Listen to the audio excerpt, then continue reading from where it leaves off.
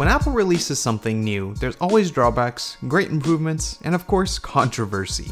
The new MacBook is a textbook case of Apple doing what Apple does best, making an incredibly designed machine with innovative features, but with some major drawbacks. So, is it worth buying? Hey, what's up guys, Matt here with my review of the new MacBook. I've been using it every day for a few weeks now, and I've found out what it's really good at and what it's really bad at.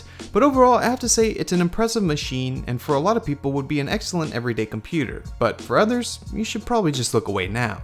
First off, of course, is the design. It's hard to ignore. This is Apple's thinnest and lightest notebook, and it's the first MacBook to come in space gray and gold, along with the traditional silver. Because of the thinness and lightness, Apple went through and made a lot of decisions to change the traditional aspects of a notebook, and it's noticeable when using it. When you first take it out of the box, you notice just how small and light it is. It weighs just over 2 pounds and is just over half an inch thick at the thickest point, so it's very portable and can easily be taken with you. It's really not that much bigger than an iPad, but it has way more functionality and power than one. Cracking it open, you're greeted with the screen. This screen is beautiful. It's a 12-inch Retina display with 226 pixels per inch, and overall it's a joy to use. The colors are accurate and the screen gets relatively bright, and around the display are thin bezels, so all you see is a nice screen without too much in the way. Below that is the keyboard, and this is one place that Apple had to change up what's normally done with keyboards. Apple made what they call butterfly hinges, and this essentially gives you a thinner yet more accurate key switch that allows for uniform and thinner presses. This is one part of the computer that takes getting used to. It feels pretty similar to typing on an iPad, but with just a little bit more feedback. The keys don't press down very far at all, and the keys are a bit bigger than normal, but after getting used to it, it feels very nice to type on. It has a nice clicking sensation that makes it feel more accurate than most keyboards, and the individual keys are easier to press as they are each a bit bigger. There's also an individual LED for each key, so the backlighting is much cleaner, but like I said, it takes some getting used to, but after a few days, it's really enjoyable. Below that is another one of Apple's new features for this MacBook, the Force Touch trackpad. This is a single piece of glass that no longer clicks, just gives haptic feedback to imitate a click, and boy is it convincing. It really feels like clicking a normal trackpad, there's really no difference. It's something that you really have to experience to understand, and when you try it for the first time, you almost won't realize that there's anything different with it, but it's not moving, it's just haptics. The trackpad also senses force, so you have something called force click, and to do this you just press a little bit harder and it will perform a second action.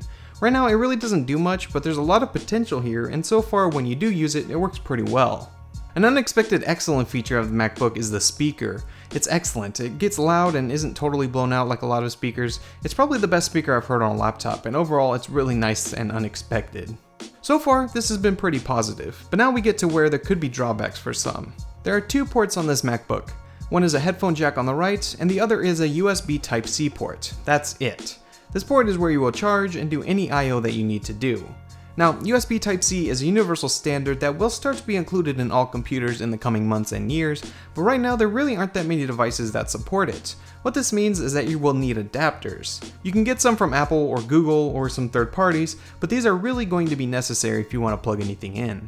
It's not all bad though. With USB-C you can do pretty much anything, and this includes things like charging your MacBook from an external battery pack. Oh, and it's also reversible.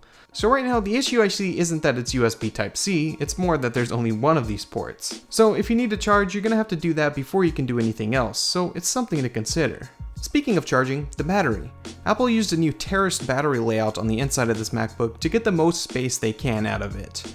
Apple claims it'll get around 9 to 10 hours. Yeah, that's totally not true unless you have the brightness almost all the way down. Realistically, you're probably going to get around 5 or 6 hours out of it. It's certainly not the best out there, but it's definitely not the worst, and if you're a heavy user, you might have to recharge it during the day. Also inside is the motherboard and CPU. During the announcement, everything seemed great, but then Apple announced that this computer is going to have an Intel Core M chip inside, and that was sad. The chip runs at 1.1 GHz for the base model and 1.2 GHz for the upgraded model, and this left a lot of people wondering how it will perform and whether it will stand up to programs that are a little bit more demanding than just web browsing. For me, my usual workload is in the browser and the Adobe suite. I installed it and was happy to find out that pretty much everything but 4K editing worked pretty well.